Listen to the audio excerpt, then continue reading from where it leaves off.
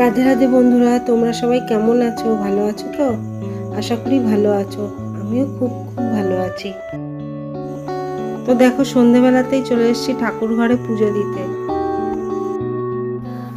নতুন বন্ধু ও পুরনো বন্ধুদের আমার এই চ্যানেলে স্বাগত, শুভেচ্ছা ও অনেক অনেক ভালোবাসা। বন্ধুরা, তোমাদের ভালোবাসা আমাকে অনেক অনেক প্রেরণা যোগায়। তাই তোমরা আমাকে অবশ্যই কমেন্ট করো। কমেন্ট করলে আমার ভীষণই ভালো লাগে। তো দেখো, সন্ধে দেওয়া তো হয়ে যাচ্ছে, এবার যাব আমি নিজের ঘরে। আগেই খাটটা মুছে নিচ্ছি। খাটটা মুছে নিলে মনে হয় যেন কাজ তাড়াতাড়ি এগিয়ে যাচ্ছে। তোমরা তো জানোই, কালকে আমি দরজাগুলো মুছেছি, তার আগের দিন মুছেছি যে উইন্ডোর গ্রিলগুলো। আজ আর জানলা দরজা কিছু মুছবো না, আজকে ফার্নিচারগুলো মুছে নেবো। একদিন পর পর মুছলে তাহলে ঠিক হয়।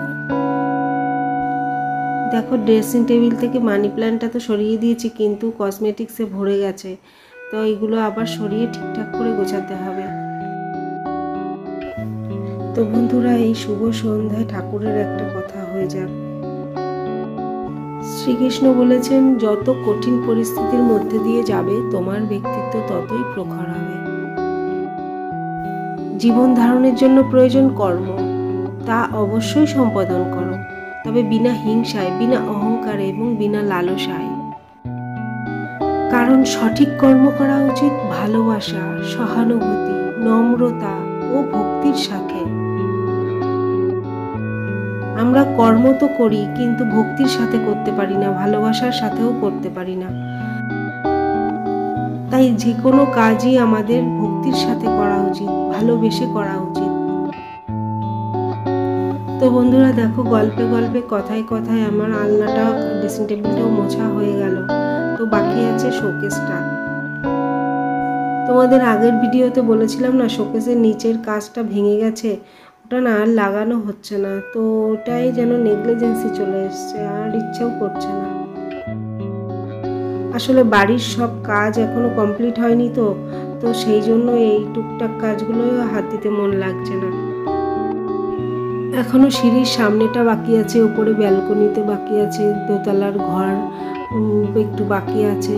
ঘর হয়ে গেছে, ঘরের ভেতরে রং করা বাকি আছে। তো এগুলো হয়ে গেলে তারপর আমি আলমারি আর শোকেসটায় হাত দেবো। আলমারিটা রং করিয়ে নেবো, আর শোকেসটাও একটু রং করিয়ে নেবো, আর কাঁচটাও লাগিয়ে নেবো। তো দেখো, বাইরে ডাইনিংয়ে চলে এসেছি।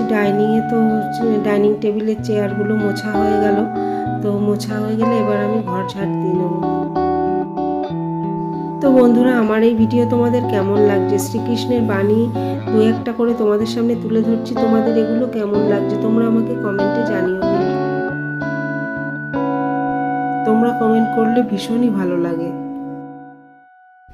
তো দেখো, এবার চলে এসেছি ফ্রিজটা মুছে নিতে। ফ্রিজে না হাত দিতেই ভয় লাগছে। দুদিন আগে একটু শর্ট খেয়েছিলাম, তো সেই জন্য ফ্রিজ মুছতে গেলেই ভয় লাগছে যে বডিতে কারেন্ট হয়ে যায়নি। তো দেখো, সব ফার্নিচার তো মোছা হলো, এবার আমি ঘর আর ডাইনিংটা ঝাড় দিয়ে নেব। কালকে তো অক্ষয় তৃতীয়া, তো আমাদের দোকানে পুজো হয়, তো সেই জন্য একটু গোছগাছ করাও বাকি আছে। যতটা পারবো আজকে রাতে ঘরের কাজ সেরে রাখার চেষ্টা করব। তো বন্ধুরা, আজকের ভিডিও আর বেশি লম্বা করছি না, এখানেই শেষ করব। তো তোমাদের যদি ভালো লেগে থাকে তাহলে অবশ্যই লাইক, কমেন্ট, শেয়ার ও সাবস্ক্রাইব করতে ভুলো না। তাহলে আমার ভিডিওটি পৌঁছে যাবে সবার আগে তোমার কাছে। তো দেখো, ঘর তো ঝাড় দেওয়া হয়ে যাচ্ছে। ঘর ঝাড় দেওয়া হয়ে গেলে তারপর রুটি করব। রুটি করাটা আর তোমাদের সাথে শেয়ার করছি না। নতুন বন্ধু ও পুরনো বন্ধুদের প্রতি রইল আমার অনেক অনেক ভালোবাসা, অনেক অনেক শুভেচ্ছা। তোমাদের ভালোবাসাই আমাকে একটু একটু করে এগিয়ে নিয়ে যাচ্ছে, তাই তোমাদেরকে অসংখ্য ধন্যবাদ।